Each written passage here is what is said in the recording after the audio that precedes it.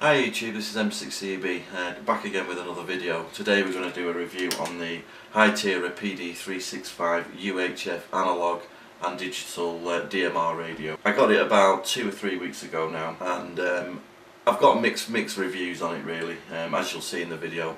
I've also done a full written review on my website, which you can see. I'll leave a link in the description for that. So yeah, let's begin. Please like, comment and subscribe. Right, now we'll look over to the computer here. So we've got my website here. I've already done the written review for this radio, so you can check that out here. I'll leave a link in the description. So I've got a bit more information there. You can take a look at all the different pictures. I've taken loads and loads of pictures, which are all on this website, on my site, sorry. So you can check that out.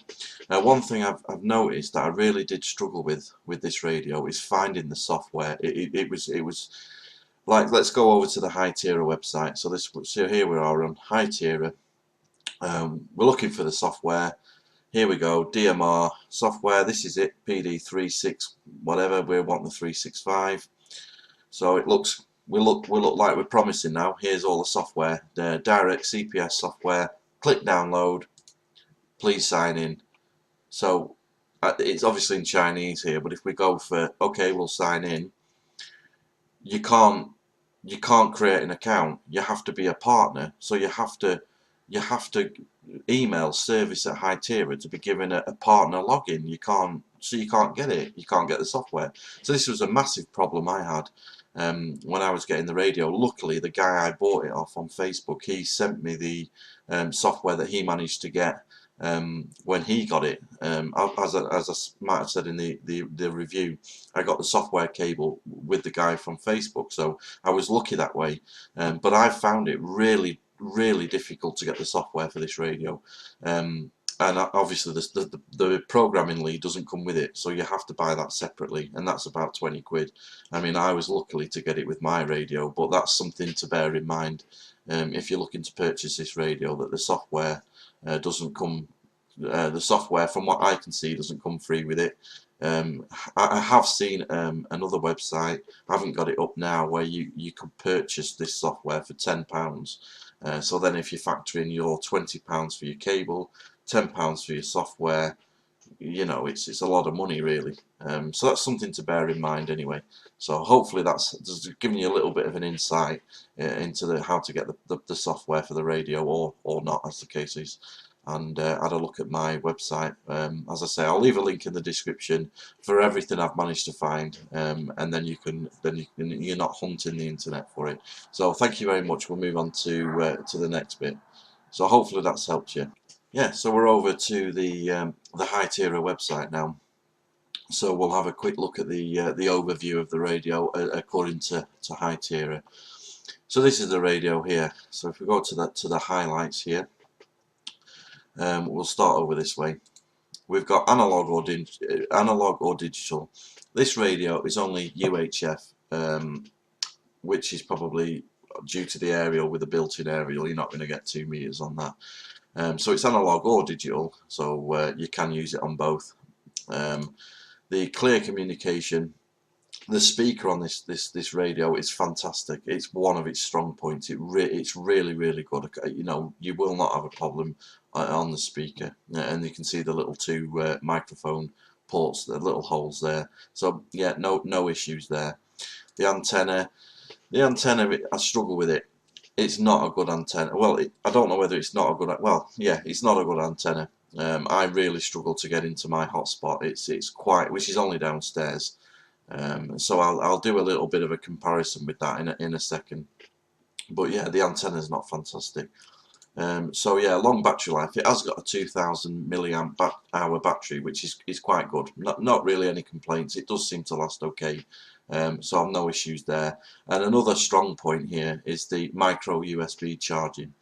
I really like that, because when I use my hotspot, it's on a Raspberry Pi, and as long as you can give it a micro USB power into the Raspberry Pi, your hotspot's working. So my battery pack has two outputs of USB, so it means I can charge the radio and power the hotspot as well. So that is really good. It makes it very good for using it as a hotspot. Some of the accessories, I've got the I don't know if it's showing it on here, but I've bought the off eBay as well. It's only about £2. I'll leave a link in the description to the item I bought, and it's just on the side of the radio. You only have one accessory port, and it's a 2.5mm jack. So it uses that port, so you get the wire coming off it that goes to a microphone and then comes out of the microphone into an earpiece, which works well. I've not had any problems. I usually use the lanyard with it, which clips through the antenna. It goes around your neck. I use the 2.5mm speaker mic and earpiece that then comes and clips to my shirt and then goes in my ear, and it's all under my shirt, which is quite nice to just sort of wander around the house and be able to listen to it. It's quite lightweight, so that's quite good. So that's a quick overview anyway of the radio on the Hytera website. I hope you found that useful. So this is the unboxing of the Hytera. So we'll have a quick look at what you get in the box. So this is the radio. So let me just turn it on for a second. The other part of the lanyard is downstairs, but it just clips into that, and it basically goes through this hole in the antenna. So that should power on in a second. There we go, it's powering on now. So this is the radio, Hytera. Very nice, small and compact. This back cover comes off, and so does the battery. So you can replace the battery in it. You just pull it off like a mobile phone. You got the orange PTT there, a user defined button there, as well as these three at the bottom. So yeah, overall it looks quite a nice radio. Very nice quality, really nice metal finish. So quite impressed with that. So let's have a look what else you get in the box. You get the belt clip. Now this just clips on the back. Just move that out of the way. There you go. That just clips on like that. Very nice. Let me do. There we go. It clips in like that. So you got that, and it does stand up with a belt clip, which is good.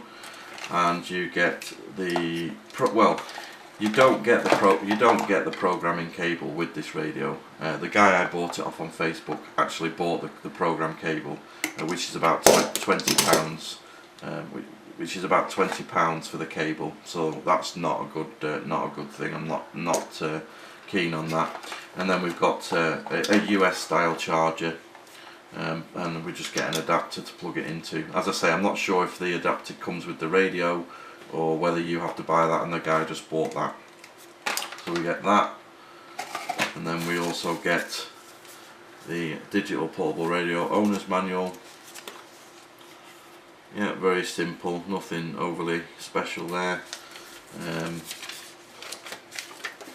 Declaration of conformity, and that's it really.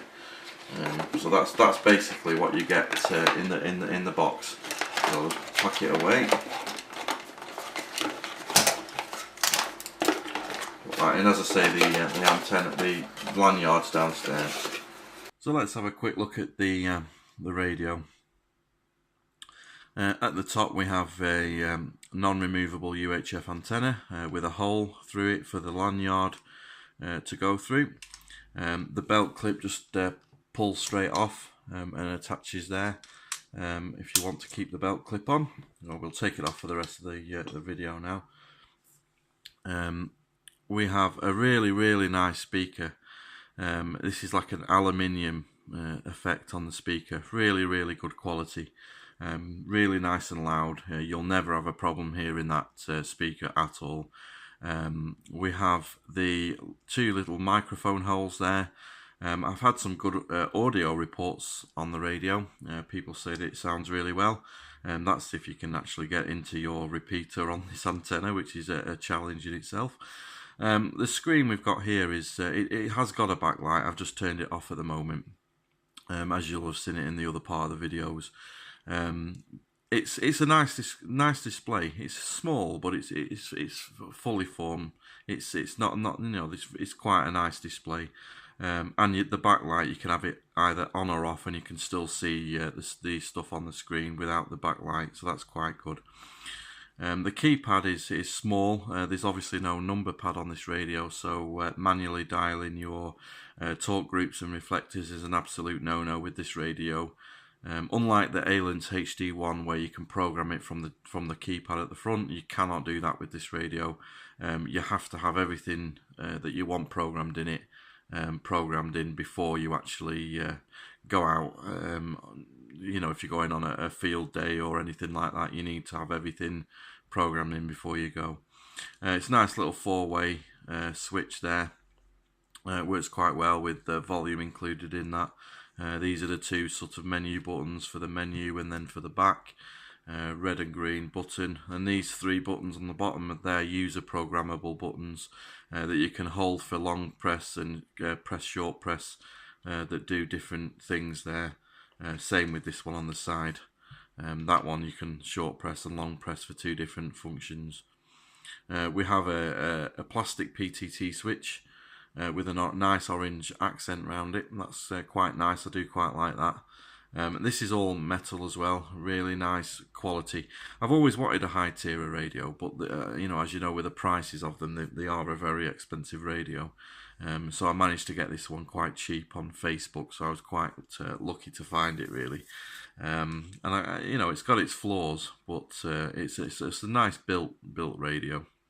On the side here, we've got the PD365 label here.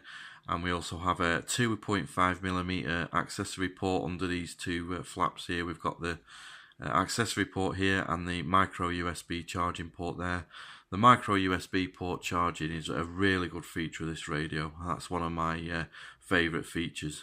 You know, I've got a hotspot that I use most of the time, and I can use the battery bank that I use has two USB charging ports on it, so I can use one to charge this radio and one to power the hotspot, so that's quite good.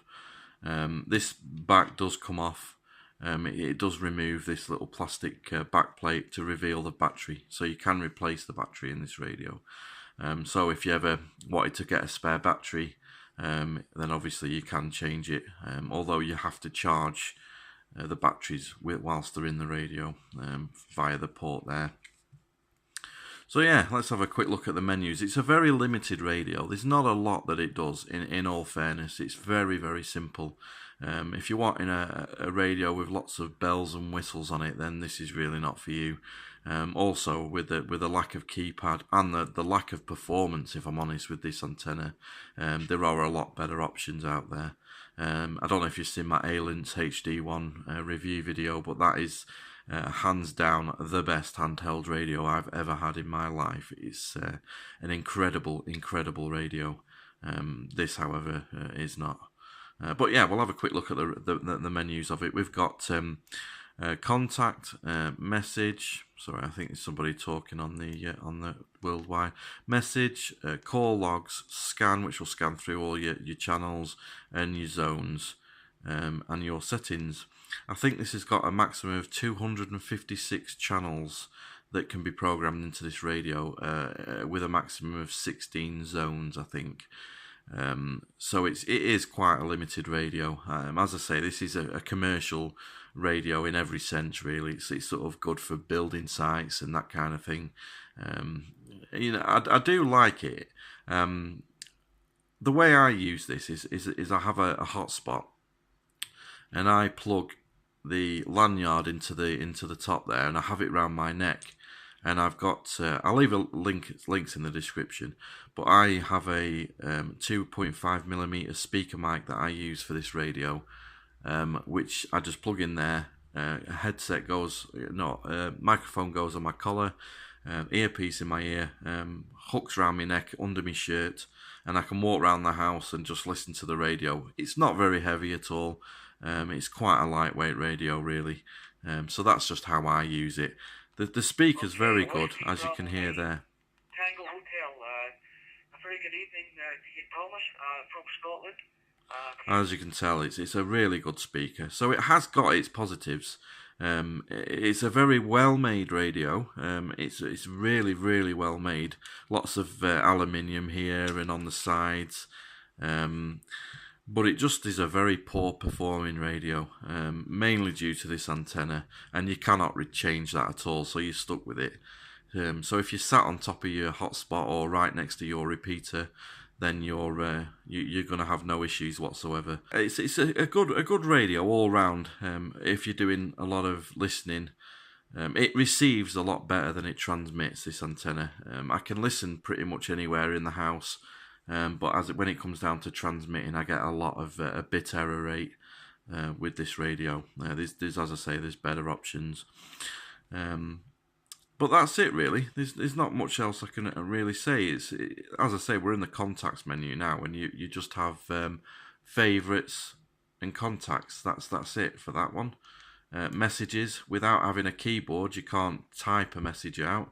So you have to use the software and pre-program the messages in it to send, which is another thing I don't like about this radio, is that it's heavily reliant on the computer software. Whereas, say, the Aliens HD one, you can program it directly from the keypad. You don't need to ever connect it to the computer if you don't want to. That one is completely self-reliant, where this one is heavily dependent on it. So call logs is just that, it's just logs of your calls. Scan will scan through the channels. And then we've got zone, which is just, I have 2 zones programmed in. I have my hotspot with all my talk groups and stuff in it, and then I've got my analog zone, which has just got one analog repeater, which is GB3FC. This is just a UHF radio, so you're obviously limited in that sense as well.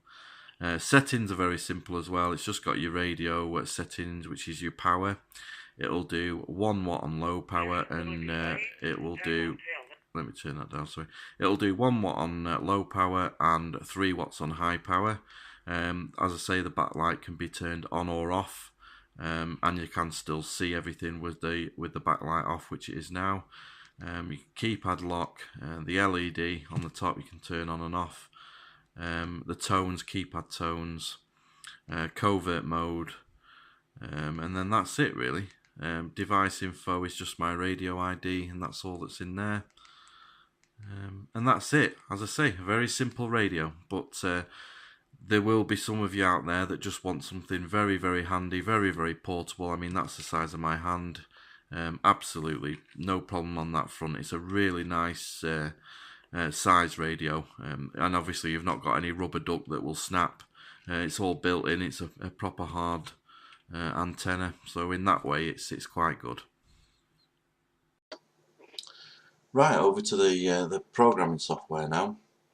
So we'll just have a quick look of a basic overview how to program the Hytera PD365. So in a nutshell, you want to basically go to your setting and put your DMR ID in here. I just left everything else blank in there. Not, I didn't change anything at all. Then the buttons on the side, you've got the 3 buttons at the bottom, and you've got the one on the side, so you can just select what you want each of those buttons to do. So on the side I've got mine to adjust the power level as a short press, and a long press will dial call 1. So if I go into my call settings, one touch call, there we go, I've got it set to disconnect. So rather than having to find the disconnect contact and then key up, I can just hit that button and that will do it, no problem at all. And then I've got the 3P buttons at the bottom. Short is contactless, the second one is scan, and then the third one is zone down. And then on the long presses of them, the P3 would be zone up, so it's just obviously the opposite on that one. And the P2 would be call 3, and P1 would be call 2 on the long press. So if we go back to the call, one touch call, sorry, not that, buttons, you can see, not the button, sorry, one touch call, there you go. I've got them set to dial 2350 and HubNet, which are just my favourite ones that I like to listen to or talk to. So then basically we'd go to the channels, or the contacts, sorry, and this is where you would import all your talk groups as group call, and obviously if you're wanting to dial private calls, you put that in there also. As you see, I've got the most of the ones that I use. TAC 310, you get the idea. So you just click add, and then we could call this one, I don't know, worldwide 94, just as an example, and then we want it to dial 94, and that would be it. I'll delete that now because obviously I don't want to put that in. And then we just create a channel. So these are some of the channels that I have already programmed in. I've called it Talk Group 9.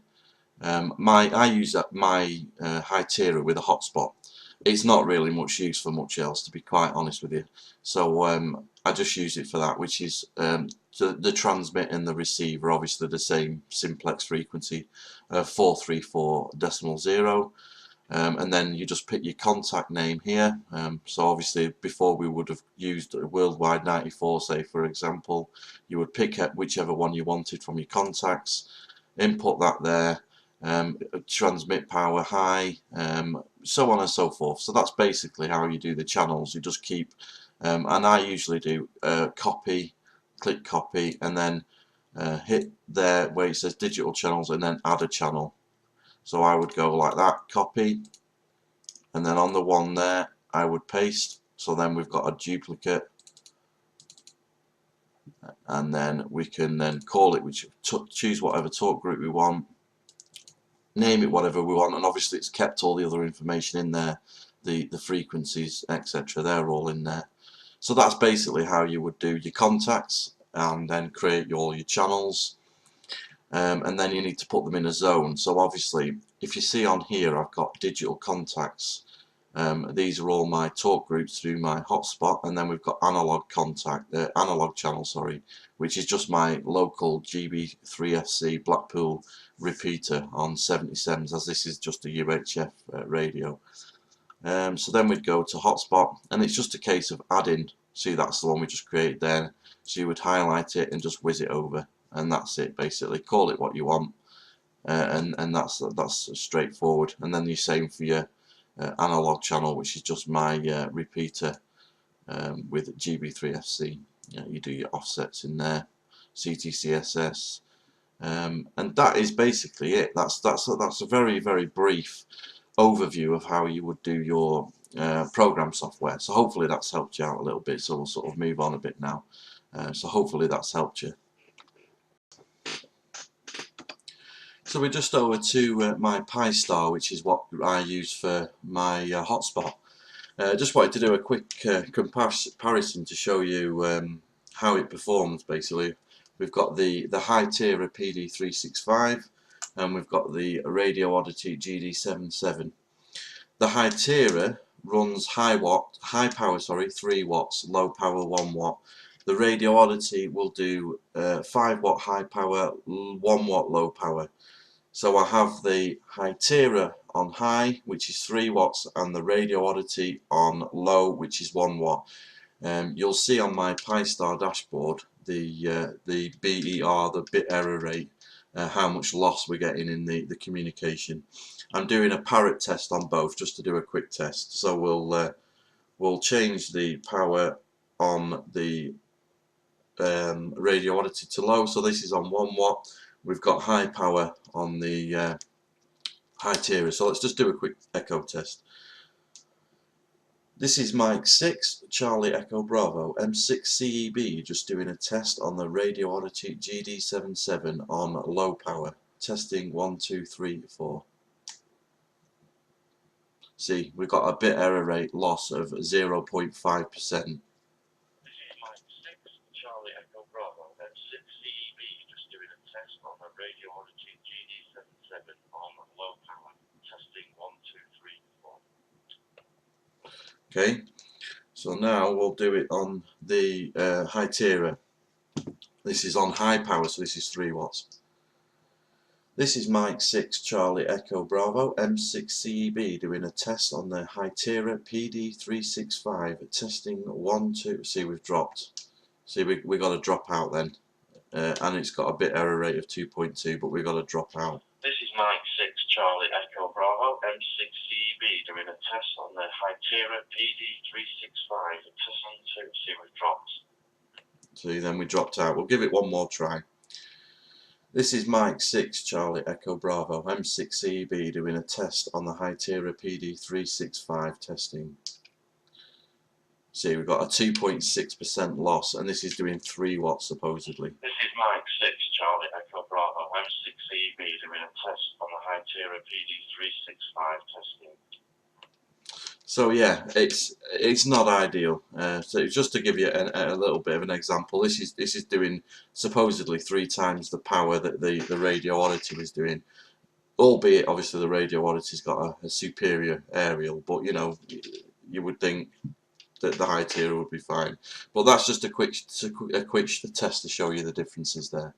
Thank you very much for watching the review video on the Hytera PD365. I hope you liked it, and I hope it gives you an informed decision on your next purchase. Thank you very much, I really much appreciate it. Stay tuned for more videos. Like, comment and subscribe. Until the next time, I've been M6CB, you've been very kind to watch. 73.